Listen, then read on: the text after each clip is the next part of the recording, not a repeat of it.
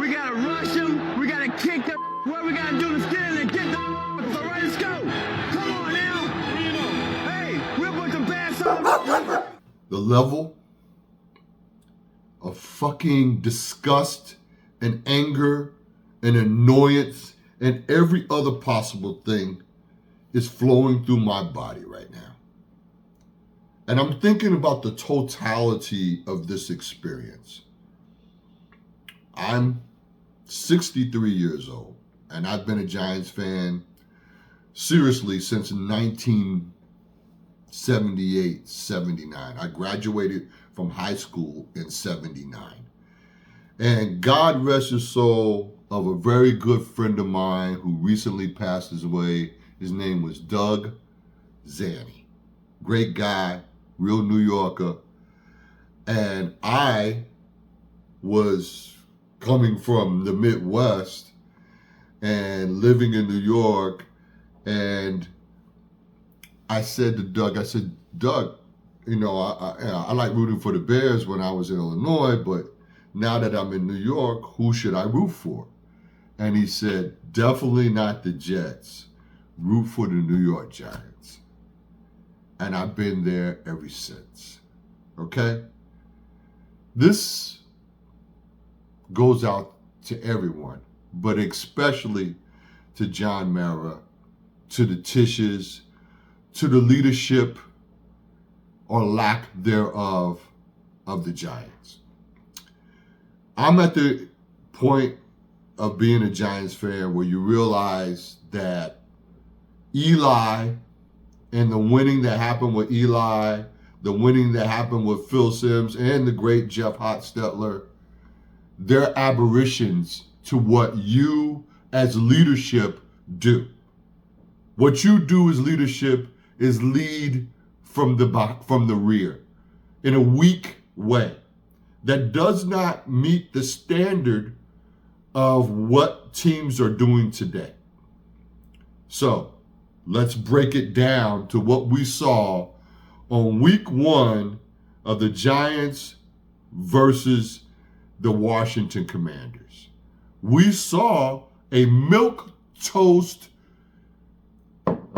configuration around the quarterback. Tyrone Tracy or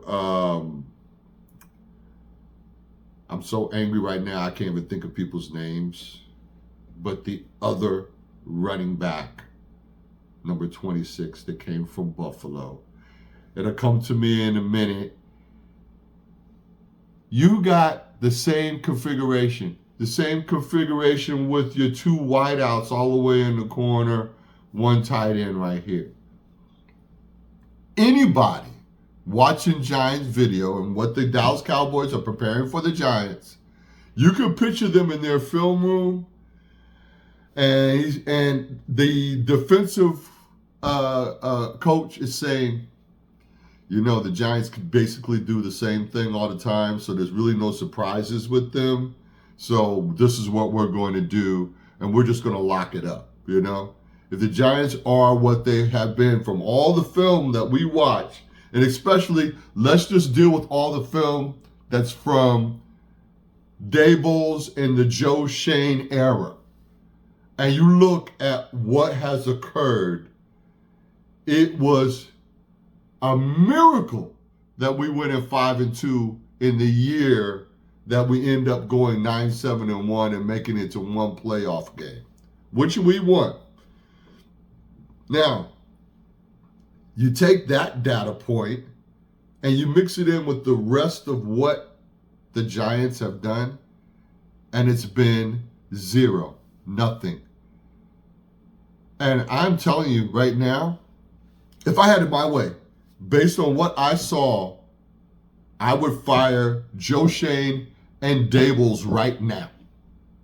Right now, I would put my foot down. I would get on the phone and grow a spine and say, and I'm talking about John Mara and your partner, Mr. Tisch, and whoever else is trying to understand, some other ladies trying to buy into the Giants.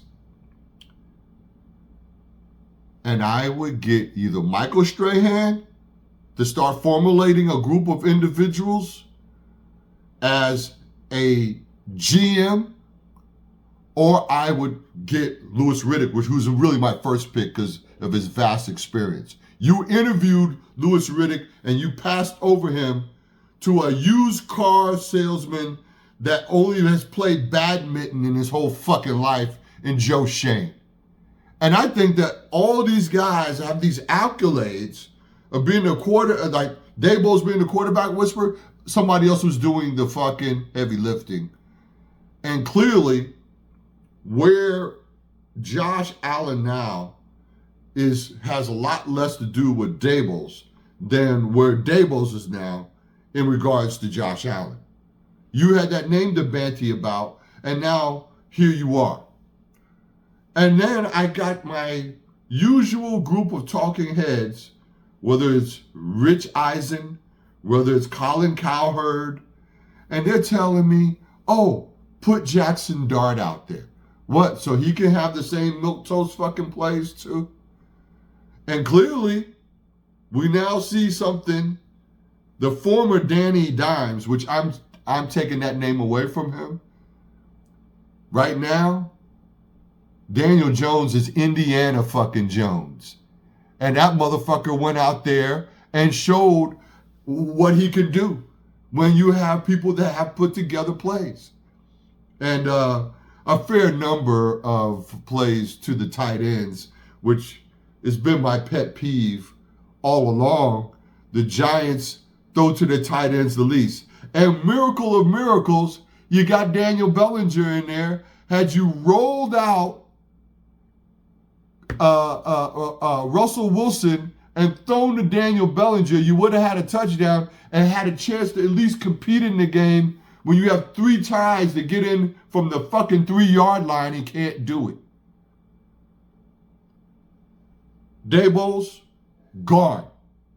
You replace him with the other guy you interviewed and passed over, who's from Brooklyn, New York, Brian Flores. And right now, I have a whole lot less faith in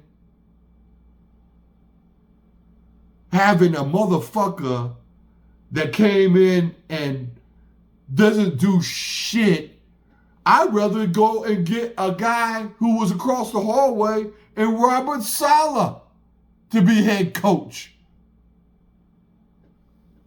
What I know is this.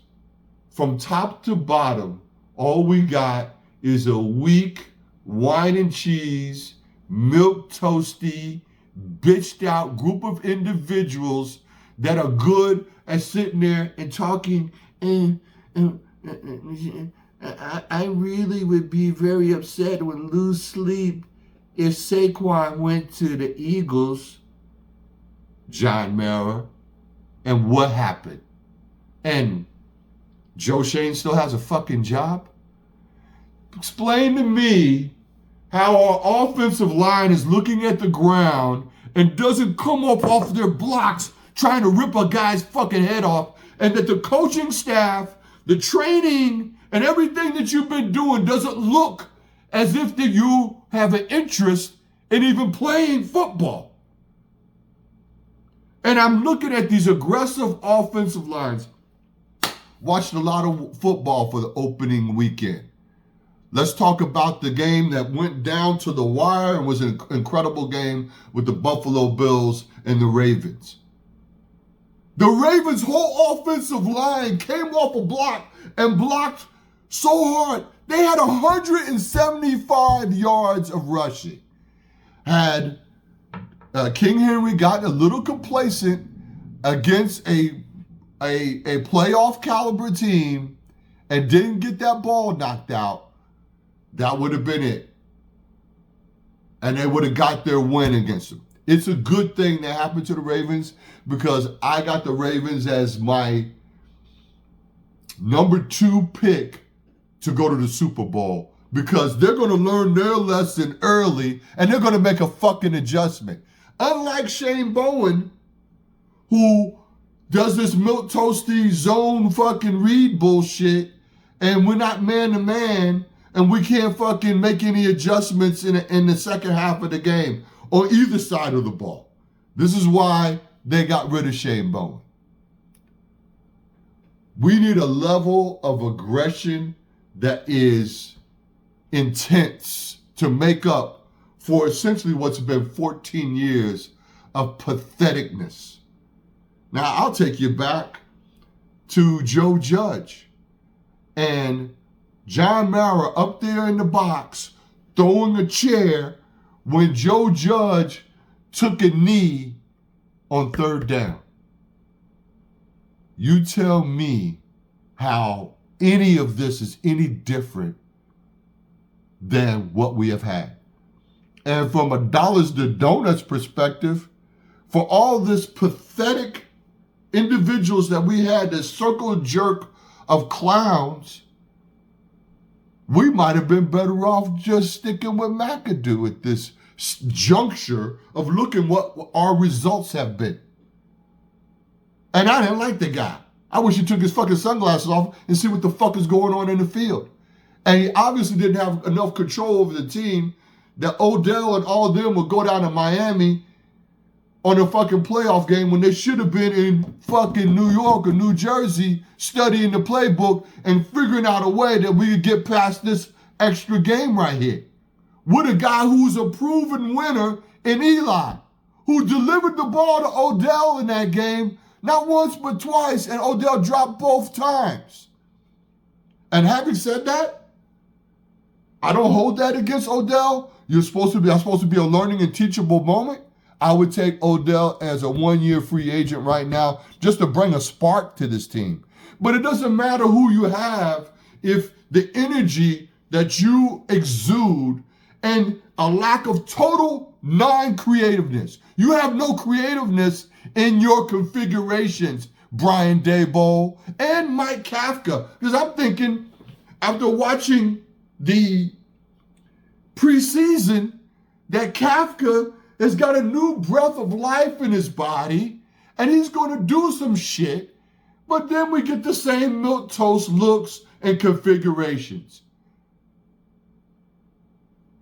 You guys need to go and look at the Buffalo Bills, the Ravens, the 49ers, the Philadelphia Eagles, the fucking Washington Redskins, and yes, as much as it makes me sick to say it, the Cowboys in terms of configurations and how quickly that all the teams I mentioned will put the balls in the hand of a tight end in the first and second quarter. If you take a fucking measurement of data, the Giants have done it the least since Daboll has arrived. And he was an assistant tight ends fucking coach when Gronk and fucking Brady were doing the Gronk and Brady show. The value of a tight end, especially in outdoor stadiums, there's not enough words to say. And whatever fucking pencil neck, geekazoid, corporate goofy fuckstick said that we don't need fullbacks in the league, never ever played any kind of football to understand how great it is to have somebody that is a wide ass 600-pound bench lifting, squatting, jacked up individual to punch a motherfucker right in the face like Scatterbo did. Because apparently only him and Neighbors and a couple other guys wanted to fucking play on Sunday. You got Abdul Carter, and he only gets 37, 38 plays, and you have him standing on the sideline? All of it is unacceptable, and I fucking hate it, and I'm sick of watching all this pathetic bullshit year after year after year. There's a young lady, her name escapes me, but she's part of the Locked In podcast, and she went to the game, and she was reliving the nightmare and patheticness of this lousy 6 points you put up. Right? And she says that the fucking linemen were looking down at the ground instead of having their hands up and really doing something here. This is a gut check for the Giants organization right now. This is where your trainers, your coaches, your ownership, your GM, your fucking head coach, everybody and the players get together and say, what are we doing wrong? And what can we do to fucking fix this shit? It's pathetic and fucking sad to see a fucking team in an area of the United States that fucking hangs their hat on excellence, and you guys piss out and shit out garbage, hot garbage, every fucking year. Now, I hope that my words reach the whole Giants facility and that everybody fucking takes a part in this pathetic, shitty-ass product and takes some fucking pride in the true fucking history of being workmanlike and gigging down in the trenches and punching somebody in the fucking face and giving us a product that we can stand on. If you lose in a tight game where you fucking gave it everything you got, and I'm talking about strategy, a strategy that's not a milquetoast strategy, Mike, Brian, Shane, look at doing something different. You guys could have been bringing some blitzes yesterday to throw that kid off a little bit. All of it pathetic. And when you brought the blitz, he was what? 2 for 5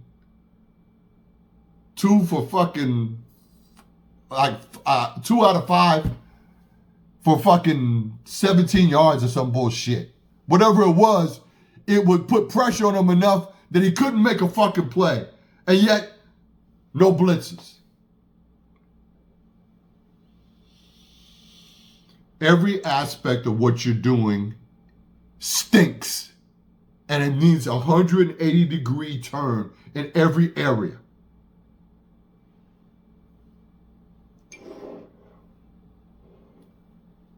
And in the meantime, Mr. John Mara and Mr. Tisch, I want you to sit down and have a high-level meeting with Louis Riddick, because he's not working for anybody right now, and put together a fucking hardcore group of individuals to change this whole thing. And there might be a head coach out there that's a very defensive, former head coach, that's a very defensive-minded individual that brings the heat. Now we understand why Wink Martindale was not happy. Now we know why Wink Martindale tried to do an end run around Daboll's to you, John Mara, and you didn't listen to him. You sided on the head coach's side, which is understandable. But the guy actually had a fucking point that was a valid point. You tell me, what is the difference between Daboll's and Joe Judge right now? You only had Joe Judge there for 1 year. I say that Daboll's is like Joe Judge on steroids. Like more boisterous, but not producing anything. And I'm pretty sure my gut tells me, like it did last year, this guy has lost the team. And the giant sign of bullshit that Joe Schoen has given to us, I'm laughing that the Cowboys got rid of their best defensive player the way we got rid of our best offensive player. But the great thing about the Cowboys is at least they had enough sense not to be in his own fucking division. And also they got 2 big-time draft picks for it. And they were only 4 points away from winning their opener.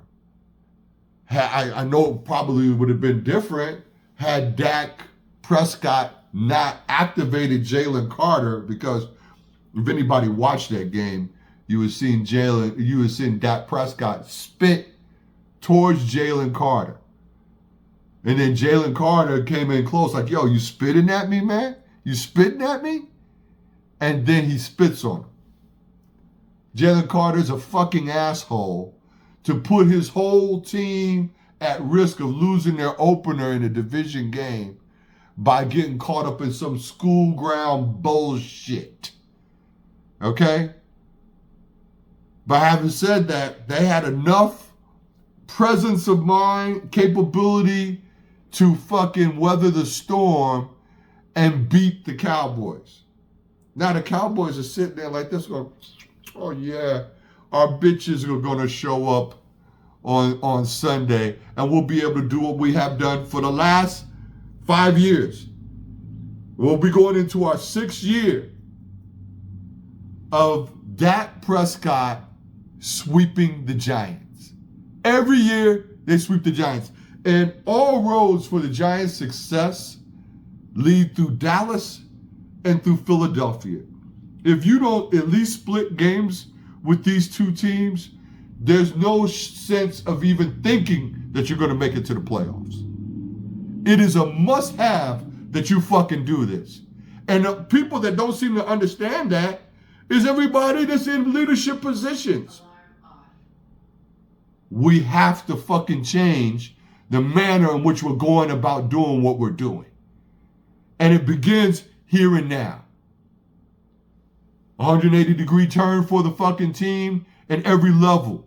In the meantime, also put together a robust plan to replace fucking Joe Shane and Brian Daboll and fucking Shane Bowen and the rest of these fucking bumps.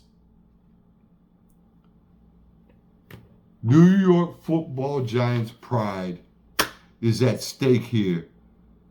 And it's time for you, as the ownership and the leadership, to do something about it. Because this is completely fucking unacceptable. Shout out to all my people out there.